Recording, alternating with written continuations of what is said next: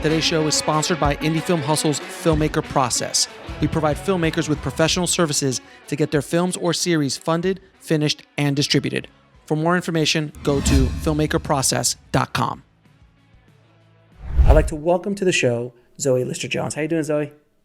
Good. How are you doing? I'm good. Thank you so much for doing this. Like I was telling you earlier, my wife and I have binged all of Life in Pieces. So that must have been such a fun show to be on, though. That cast. It was so much fun. Yeah. I got to spend like most of my days with Colin Hanks, who's a real dream of a person and acting partner, and then the rest of the cast. Yeah, like if you could have told my younger self that I would be spending my days across from Diane Wiest, I would have been like, "You're lying." Right. But we all are so close. You know, we continue to be close, and it was such a gift of a show to be on for 4 years. Yeah, and Colin, he keeps popping up in your films. Can't get rid of him. He's like a dirty pen. He just keeps popping up. He'd love to be referred to as that. Now, how did you get started in the business? I went to NYU to Tisch. I studied acting at the Atlantic Theater Company acting school, and then upon graduation, I always knew that I wanted to write as well, and I upon graduating wrote a one-woman show for myself. as actors do. As actors do. And I got my first agent and manager from that. And then, you know, started like booking Law and Order guest stars, the bat mitzvah of young actors in New York. This is how I became a woman. And then, yeah, I started to work a lot more as an actor there in both theater and TV and film. And then, I co-wrote a film called Breaking Upwards with Daryl Wine, who I co-wrote and directed, co-directed How It Ends with. Mm-hmm. And that was sort of my first foray into filmmaking. And we made a number of films together that Breaking Upwards was super guerrilla. It was like we made it for $15,000. Yeah.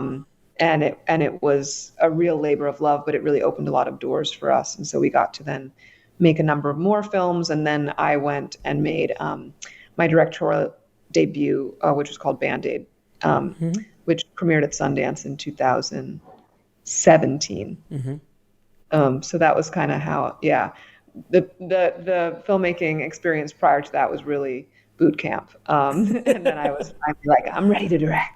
Because it's not being an independent filmmaker. It's not just it's like being on the set of Law and Order. Your crafty is generally not as good.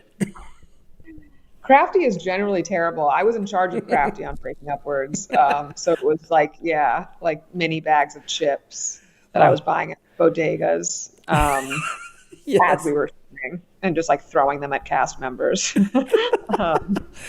So you you started off as an actress, and obviously you still have you're still acting as well, and you wanted to write and direct. But when you went into Breaking Upwards, it was kind of like a crash course because independent film is definitely is trial by fire, especially at a $15,000 budget in New York. I'm assuming you called friends and friends helped, and there was all that kind of stuff. But what was it like going from what you're used to as an actress? And not that you were like, on the Avengers set, but you know what I mean? Like, a little bit different than 15K. 15K was probably the crafty budget for that episode of Law and Order that you started on. Yeah, totally. I think because it was the first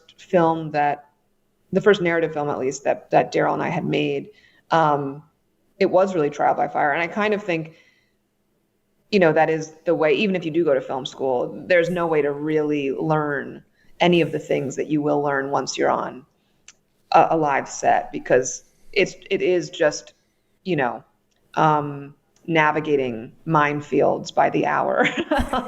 And especially at that budget, but really at any budget. I've now gone on to make a studio film as a writer director. And I think even when the budgets get bigger, you're still facing funnily similar challenges. They just shift in scope, but but they're always still there.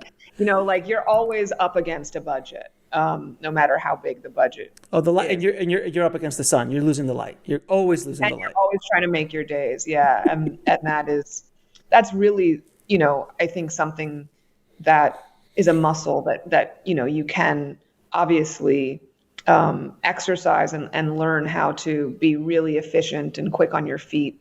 But yeah, it's always that dance between the purely creative impulse, and then there's something that's slightly administrative about it, where it's just like you're in charge of this crew of people, regardless of how big or small that crew is, and you're really just trying to like get the shot, before the sun sets. And the one thing that Depending on the film. exactly, and the one thing that they never talk to you about is honestly the politics of sets, of being on a set, and just dealing. Anytime you've got a group of people that you've got to manage, there's going to be some politics and things, what you do, what you don't do.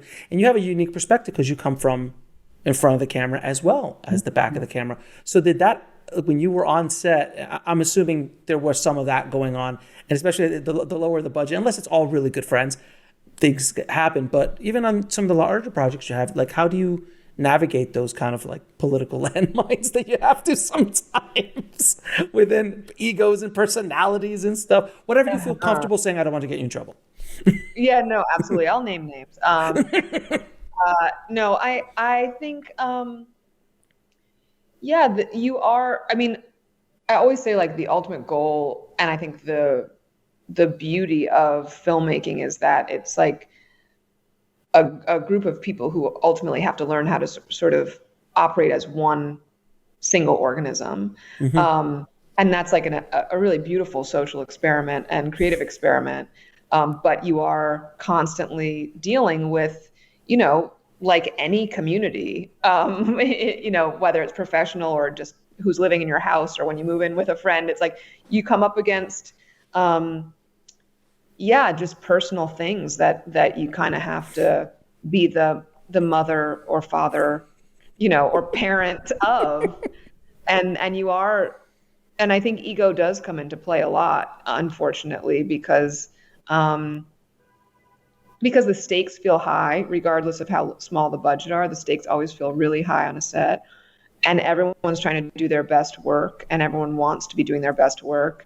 And that's a really vulnerable place, to be in. So if anything is getting in the way of someone doing their best work, or if they don't feel that they have agency over their work, or, any of those issues will come up. And I think I just always try to, I believe like wholeheartedly that everyone on a set is like in charge of their own artistry. And the more that you give them, that you let them know that, the better it goes, because everyone is ultimately there to support, the sort of filmmaker's vision. Mm-hmm.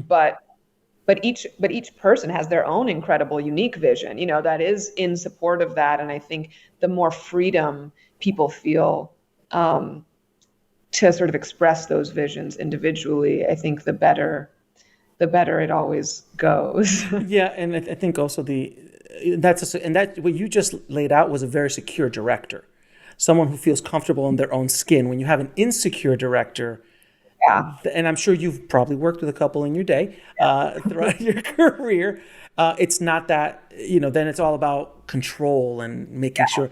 So I've always found being on a set that has more freedom, as long as everybody understands that everything is funneled through the one vision, open to all ideas. Is that fair? Totally. Yes. And I think, the collaboration is the beauty. So, like anything, the more you try to control it, the less you will, You mean like in life? Like in life. Yeah. I think it is about really submitting to the collective in this one way, while still staying really true to your vision. But I think a lot of that happens in in prep. And so that prep is obviously, and pre-production is really important, and having a strong script. And then, the team around you is sort of has more freedom, I think, to know that like on the day we have to get shit done and we have to get it done like quickly, but also like if there's a great idea, we're all open to hearing it and maybe veering slightly off course. Now, your parents were artists, and you were you grew up in an artist kind of family. Mm-hmm. Did that scare you, or did that embolden you to go into the arts? Because the artist life is not an easy life in any art form. It scared me. Both my parents are still artists, although they both had to work other jobs in order to support themselves and raise a kid in New York. So I obviously feel very grateful and lucky that I was and continue to be able to make a living from my art, because that is, it is a real rarity. So I think seeing that struggle growing up definitely scared me. But not enough. But not enough because you're here. Well, not enough. No, I mean, I think seeing the heartache, and the rejection and just the sort of the vulnerability that comes with it, and how much pain can also come with it. When, sure, we're all making art to make art, but ultimately we also, would like that art to be received well. And, and I think to watch, that happen firsthand as a child and see the pain that could accompany the pursuit of those kinds of dreams, it was scary. And I think when I knew that I really loved performing, I knew that I loved writing, but I did not know that I was going to go to college for it. And it was actually my mom that pushed me to, not in like a stage mom way, but more because I had started to act in high school. I was quite shy, and I started to act in high school. And then I ended up auditioning for NYU and getting a scholarship. Wow. And I was like, I don't think I should go, because I didn't want to put all my eggs into that basket. And my mom was the one who was like, no, you should definitely go. So yeah, big ups to mom for encouraging me. Now, I've talked to, when I do my projects, I always try to be as kind as possible to actors, because I feel in the hierarchy of abuse, that creative abuse that you get, actors they have no control. They're essentially almost a commodity sometimes. You're like, because until someone gives you permission to do your art, you really can't do it to get paid for it. Then writers are the next abused ones, and then filmmakers, and so on. But how did you deal with the rejection? Because I mean, it breaks my heart every time an actor walks into a casting session. I try to be as nice, even though I know that they might not be right for the role. That has nothing to do with them, but it's just like, I'm looking for a 6 foot tall black man. And you're a white woman who's 5'5". First of all, how did you get in this casting? Yeah, totally. I mean, well, it's interesting. I don't know, the sort of like hierarchy of the pain of rejection. I don't know that I would put actors at the top of the pain rejection. In our industry. No, I know. No, in our industry, is what I'm saying. Like, I think that it's like, having done it all, I will say that it's all painful. Yes. But I do think that, like, when you write something and share it, it's incredibly personal and vulnerable. That's really different, than being like, well, that part wasn't for me, and I spent, you're right, 2 days learning the lines for this audition. It's like you can spend years on a script or on a pitch for a TV series, and then these things go away, and they're gone forever, and you're just like, what? So I try not to pity actors too much. I can say that because I'm one of them. Got it easy. No, it's hard. It's hard being an actor. It's hard being a writer. It's hard being a director. I mean, actors, I think it's the volume of rejection is really difficult. But I always do try to be, as nice as humanly possible in my auditioning. people and being as encouraging as possible. And I think it also takes, to a certain extent, giving actors some leeway, because some people just are very nervous auditioners, and it actually doesn't speak to their level of talent. So it's sort of having to look at everything. If someone has an energy that feels right, but you're kind of like, I think you're self-sabotaging right now, go outside and like breathe for 10 minutes and come back in, like stop freaking out, can sometimes be helpful. Now, your project, Breaking Upwards, and a handful of your other projects as well, got into some pretty big festivals. Always love to ask, especially like South by and Sundance, when you got the call, what's that like? Breaking Upwards was our first film, and it got into South by, and we were just so excited. And going to Austin was, it was just a thrill. And we were in narrative competition, and being there, seeing everyone, the line around the block to get in. It was amazing. Sundance was always like the holy grail. Of course. And on my directorial debut, it was the first time I got into Sundance, and that call was truly like, it was out of body. I left my body for sure. And to be in narrative competition at Sundance too was just holy shit. And they were like, and you're going to play at the Eccles, which anyone listening is it's the dream of dreams, this theater. And it's where I had, as a viewer, watched so many filmmakers go and, introduce their films there. And it was always like this. Must have been surreal. Huge life goal. It was absolutely surreal. And for Band-Aid, which premiered there, I mean, it was just crazy because it was, I stood up on that stage after the film ended, and I think that theater holds 2,500, I think. Yeah, like 2,500 people. That's insanity.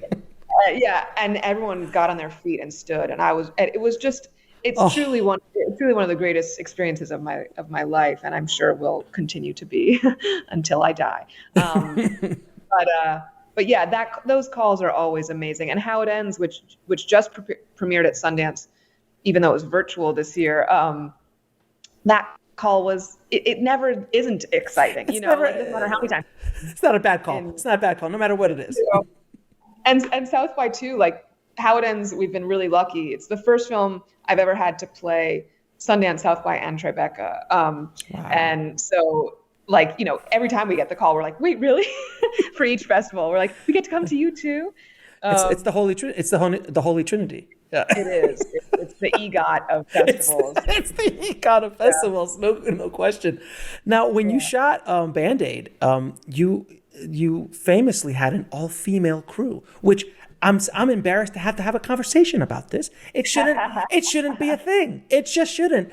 But did you realize that it was going to cause so much discussion when you're like, oh yeah, we're going to do it all female, and everyone was like, what? Like people's heads started to explode. First, did you expect all this dialogue to happen? And secondly, as a female director, what was it like just walking around looking at females constantly everywhere, which I'm sure is not the experience normally? Yeah, no, totally. I guess I was aware. I mean, I think because the reasons why I chose to hire all women on the crew of Band-Aid, were like multifold. Part of it was just on a personal level. I really wanted to see what that would feel like. Like I'm really into creating environments that can foster a new creative experience, and I think I was a first-time director. I'm a woman. I've seen women, have to take some shit, especially first-time directors on sets when I've been an actor, and I wanted to protect myself. Smart, very smart. In other words, you didn't want that 65-year-old DP, who, he's smoking the cigar on set, going, "This chick doesn't know what she said." You didn't want that experience, because I've had that experience as a man when I was the young director on set. And that's the thing, is it doesn't always discriminate. You'll probably always get some sort of crotchety person. The gaffer. It's always the gaffer. It's always the gaffer of the grip. Yeah, Gianni is tough, but no, love Gianni. But I think, and I've had amazing working relationships, with men. I think I did just want to see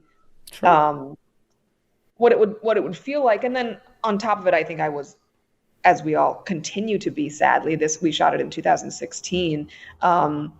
Just the inequity on sets is still so staggering. I mean, you will oftentimes be on a set with one woman on the crew. That's, not counting hair and makeup or wardrobe, but like generally it'll just be scripty. It's scripted. It's scripted. Yeah. Which in France is still called script girl. It's like the secretary of crews, and it's an incredibly important position, but it is like. It's such a broken system. It's a holdover from the olden times. Yeah. Yeah. And it's so difficult to change. And I had witnessed that, I chose to do this pre-Me Too, but, pre many things after the world changed in 2016. But I think,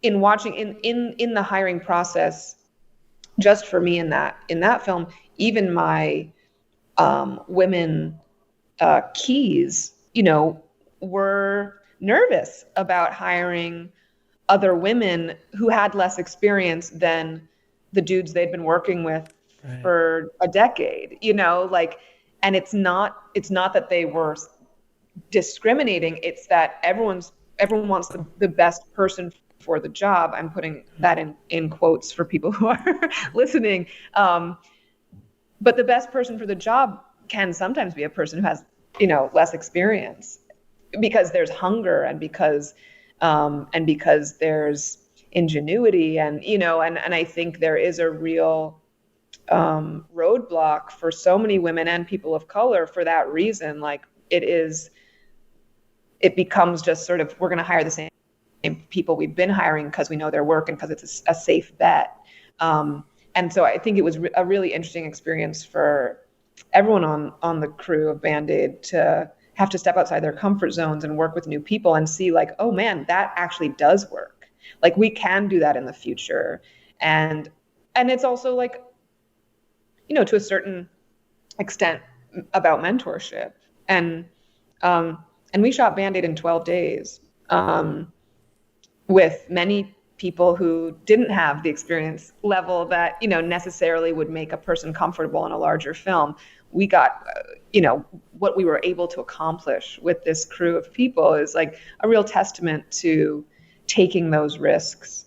And I do, I have continued to try to do that as best I can. Of course, when you get into like the studio system and larger things and the television studio system, it becomes more challenging. But yeah, it was definitely one of the most creatively fulfilling experiences of my life.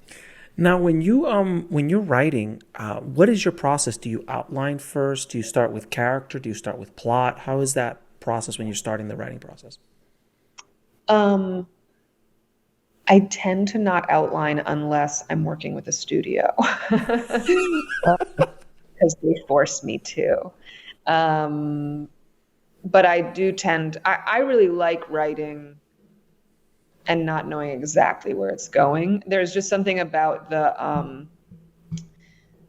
there's some sort of like channeling that happens that I think is really interesting, where you're like, where is this dialogue coming from, or where is this plot twist coming from, and just sort of getting into the flow of that. Not that can't happen once you're outlining too, you can surprise yourself, but yeah, I have tended to not outline personally. And then, when working, I made like a pilot for ABC that I wrote and directed, and then working on The Craft Legacy for Sony and Blumhouse, those things start with outlines, and the outlines are sort of, they're pretty heavily Vetted.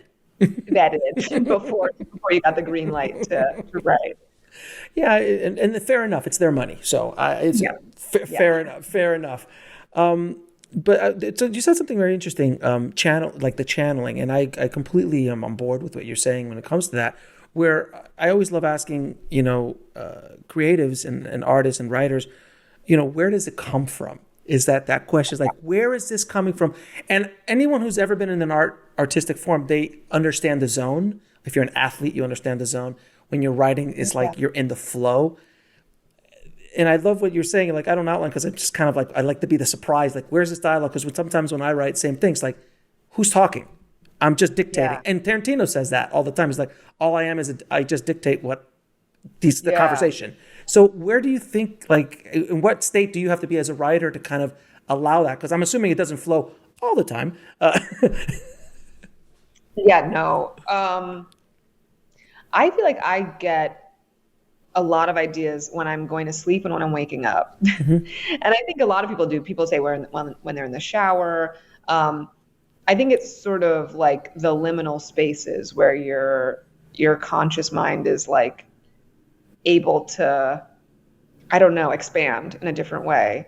And then generally, like when I'm in that, I will just like wake up and go right to the computer. And I tend to write pretty quickly. Like I like to get everything down. Like if I'm writing a feature, I like to just like, I don't do a lot of like going backwards and looking at scenes. I just like keep going. I like to push through till I have a draft, and then get it fine tuned. And then I have my, group of readers that I send it to who I trust. And, but yeah, I mean, I think getting in the flow is something, it's like, it comes at such interesting and unexpected times. Yeah, and generally it's like, I do it when I'm driving.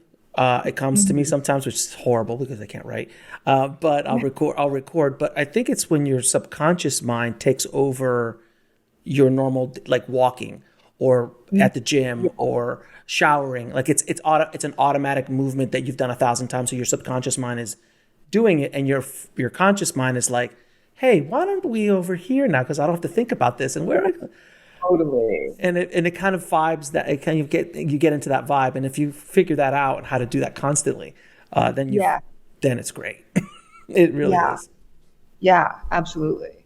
Now, when you worked with Blumhouse, excuse me, on The Craft, which I was a huge fan of The Craft back in the 90s. It was such a great movie.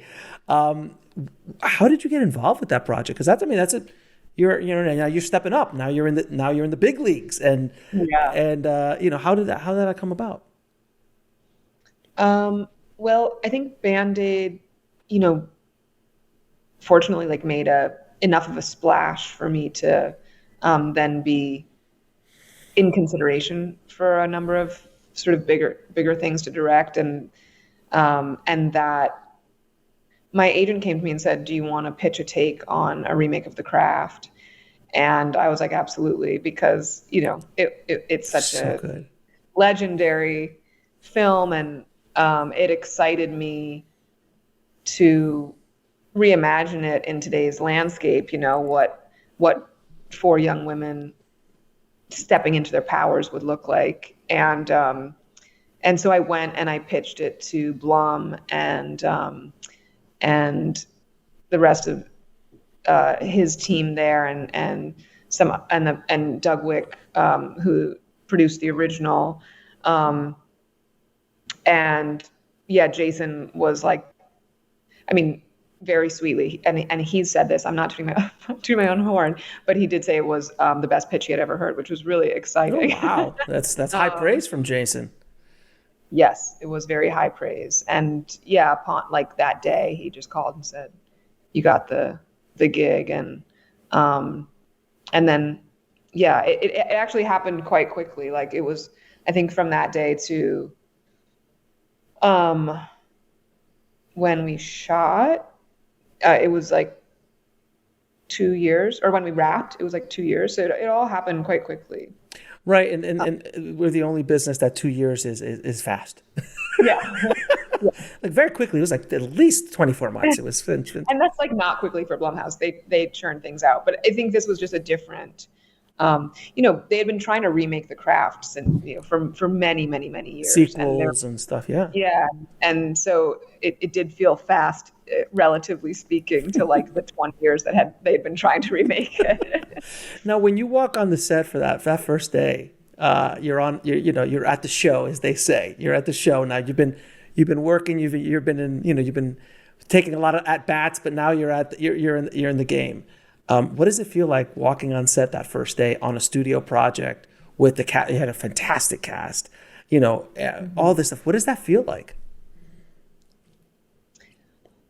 It was surreal, because leading up to any film, it never feels like it's going to actually happen. I mean, the day before, some bomb will drop, and you'll be like, "Oh, this movie is in dire straits," Mm-hmm. And we hit many of those things in the lead up. You always just have to fight as a filmmaker, like tooth and nail, to get that thing just on its feet, just to get it, just to get to that day one of production. So I was just so happy that we had made it there. And I always like to do like a little like ceremony at the top. So I did that, and it was really nice. It was like, we're all entering into this really fucking intense thing that we're about to do for the next 27 days, like, and the funny thing up, this nightmare. and the funny thing is that like I like to do a ceremony, which is very apropos for the film that you were about to make. Yeah. Well, we had real witches on set who were our like our consultants, our witch consultants. So they were helping lead us in some ceremonies too. It's amazing that's a thing. Yeah, it's a thing. A witch consultant, only in Hollywood. Only in Hollywood is there such a thing as a witch consultant. Now, your latest film, How It Ends, I had the pleasure of watching it. It is a quarantine film, correct? So you shot it during quarantine. No, it's not about quarantine. Yes, absolutely. But it is a quarantine film. That means it was produced there, because you say it very lovingly shot during the quarantine, which I thought was great. But the film is so LA. Anyone who lives here, is just such an LA film, and it's so wonderful. Can you tell everybody what it's about? Yeah, How It Ends follows Liza, who I play, on the last day on Earth, as she's in conversation with her younger self, who's played by Kaylee Spaney, who is the star of The Craft. And so it's like a walk and talk through the streets of LA on the last day on Earth, as we're trying to make it to the last party on Earth. And we run into like an amazing and eccentric cast of characters along the way. It's like I felt like you were Dorothy going to the wizard. I swear, like everything, you was just like, this is a journey film. Like you just weird, wacky characters and things, and you just kept walking, and you just kept walking. It was great. I know, we walked a lot. We walked a lot in quarantine. I mean, Daryl and I devised the narrative, to be shot almost entirely outside and 6 feet apart, because we started shooting it pretty early on in quarantine. So yeah, this sort of walk and talk, running into people. Everyone is in. We have this insane cast. It's like Olivia Wilde, Charlie Day, Nick Kroll, Fred Armisen, Bradley Whitford, Helen Hunt. Helen Hunt. Like, we just luckily called our friends, and they were all available because they were stuck in their houses.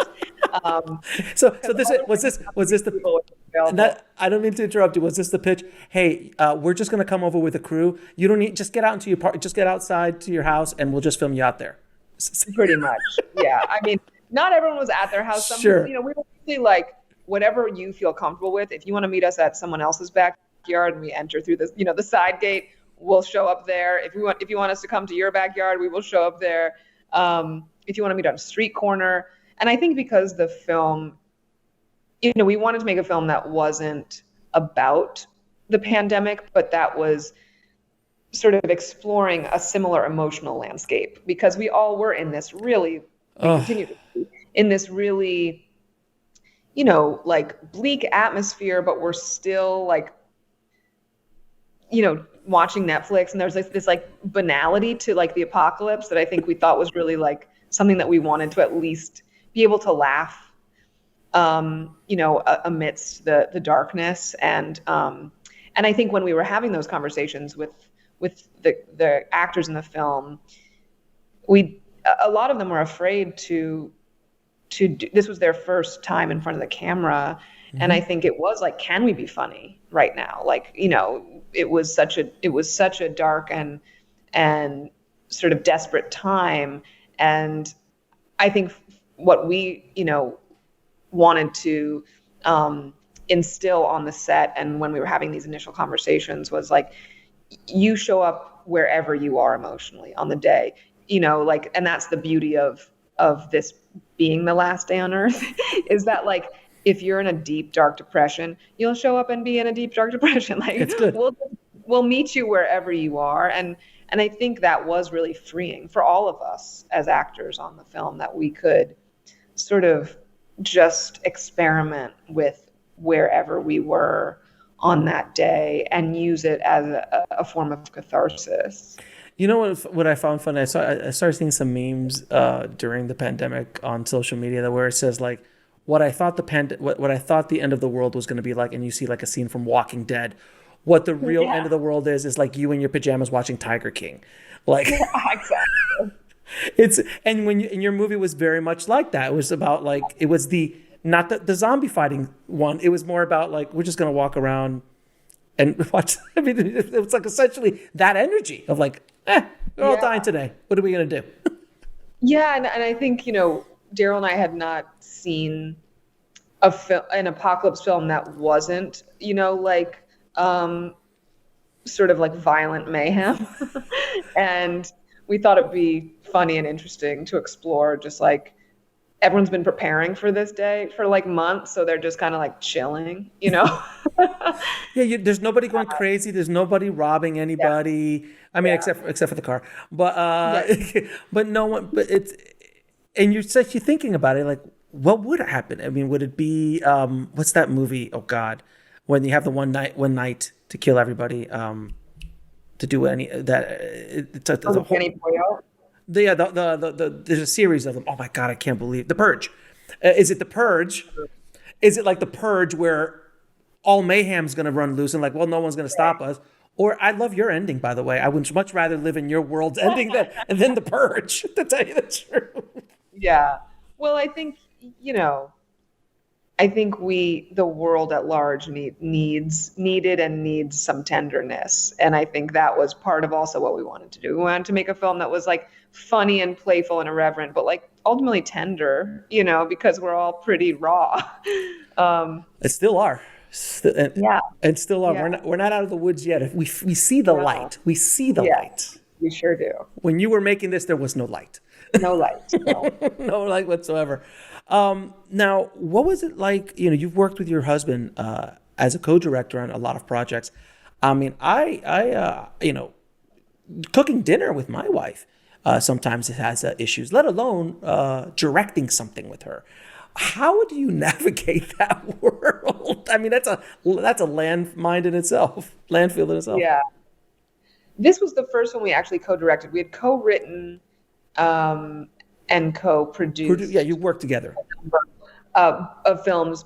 So we had a lot of experience working together. And, I think there are pros and cons to it. Like we're a great team in many ways because we share a sensibility, we share an aesthetic, we trust each other's taste. There's a common language that, I think is really important when it comes to like efficiency. And then, I think the lines between personal and professional can sometimes be challenging, but doing it within quarantine was, we decided to add an extra. I was about to say. an extra challenge to living with your partner. Yeah, during a global pandemic. It's funny. It's funny because a lot of people realize that, like, when the pandemic hit and they were quarantined, like, I really don't like you. Like, I think this is, yeah. I mean, that happened. And then the other side is like, I really like spending time with you, Right. which Yeah. is so that the pandemic has forced us to do things and Yeah, to focus so much. face everything head on. Oh, it's remarkable. And what was it like when you got the call to MGM? I mean, MGM bought your film. So what's that Yeah. like? What's that call like? Oh, it was so exciting. And they've been such great partners, and Yeah. just yeah, their enthusiasm for the film, their love for the film is just like it's like a big studio hug. It's just like it's so nice, and they're so wonderful, and they have great, taste. Like I think it's just been so exciting. Like they sent us like a pass of like the posters and the trailers, and that can go really wrong. Like you'll like get those things and just be like, you are off base. Like this is not the movie. Please don't embarrass me. And they came in with just like amazing trailers, amazing posters. Like they really get it, and it's just so exciting. And it's exciting that we're going to be on demand and streaming, but also in theaters, in select theaters. So I think especially coming out of quarantine, that's just so exciting to be able to see our movie on the big screen. And when's it come out? July 20th. Is it day and date, or is it going to be a delay? It's day and date, yeah. It's day and date, so it'll be available on streaming as well as in the theater. But go into the theater. Yeah. I mean, first of all, be vaccinated first, then Sure. go to the Yeah. theater. Yeah. Now I'm going to ask you a few questions. I ask all my guests. What advice would you give a filmmaker trying to break into the business today? Buckle up, baby. May I quote you on that? I'll put it on a T-shirt. Buckle up, baby. It's going to be a rough ride.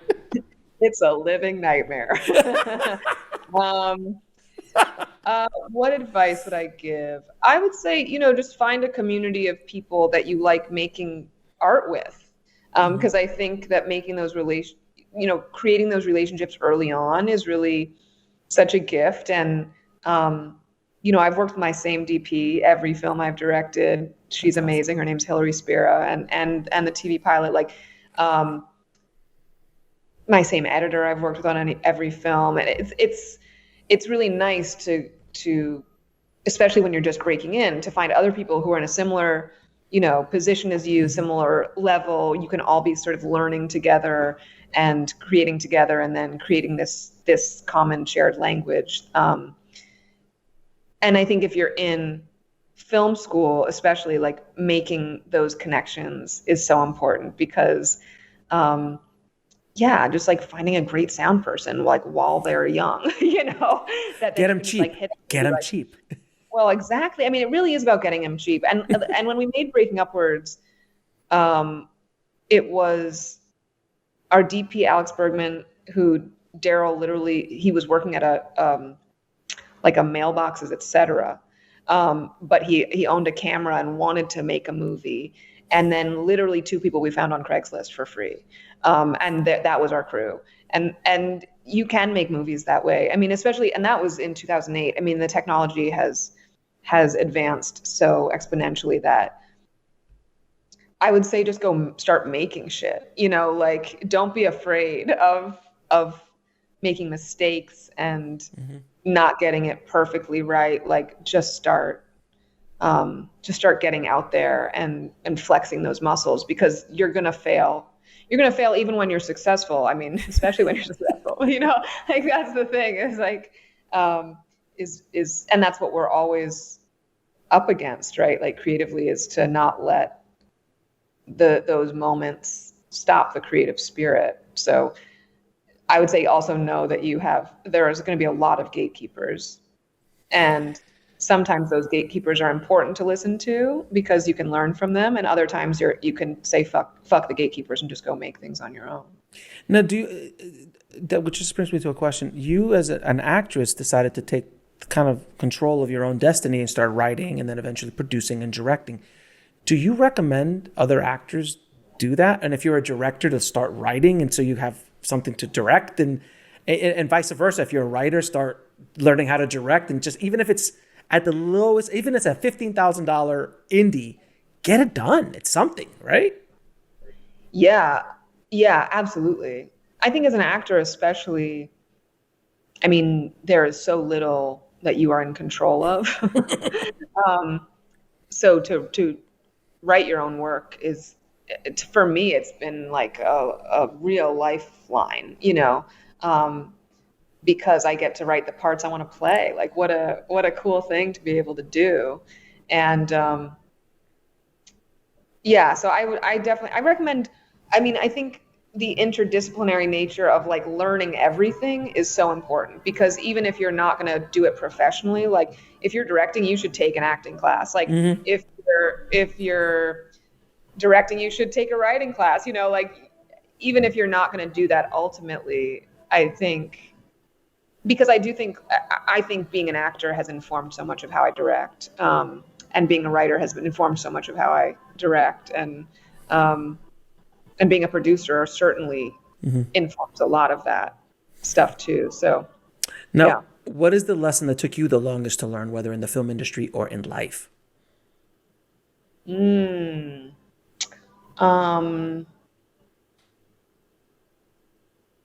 Man, I guess don't take it personally.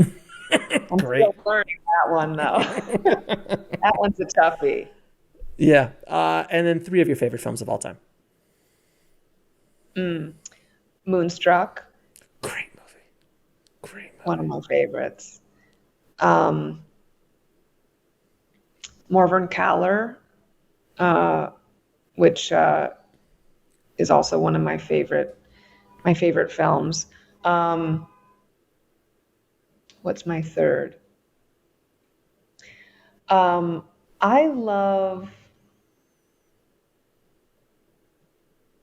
really love Love and Basketball. It's Gina. I remember. Yeah. And I think it's just like a beautiful love story. It's such an epic love story that I feel like is sort of unsung. But she's an amazing director, and is still making amazing films. And then again, where can everyone find How It Ends? How It Ends is going to be in theaters and all streaming services? It's going to be select theaters. It's going to be on demand, and then I think it will be on all streaming services At one point or another, either for transactional or another. Yeah. We'll put it in the show notes. Okay, great. Zoe, thank you so much for being on the show. It's been an absolute ball talking to you. Thank you, and continued success. And hustle recognizes hustle, because you are a hardworking woman. So congratulations on all your success. Thank you so much. So nice talking.